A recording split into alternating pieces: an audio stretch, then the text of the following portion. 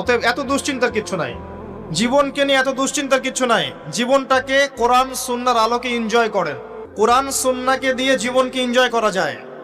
কোরআন এবং সুন্নাহর আনুগত্যের মধ্য দিয়ে আপনি জীবনকে উপভোগ করেন, টেনশন করার দরকার নেই।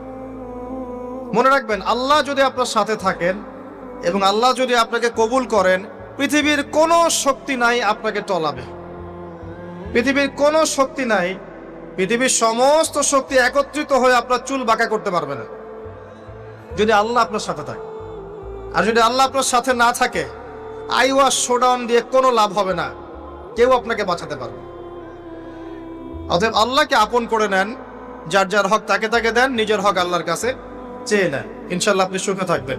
এর আগে আল্লাহ পাক একা ছিলেন, আর কিচ্ছু ছিল না। হুয়াল আউয়াল ওয়াল আখির ওয়াজ যাহির ওয়াল বাতিন ওয়া হুয়া বিকুল্লি শাইইন আলিম, সূরা হাদীদ।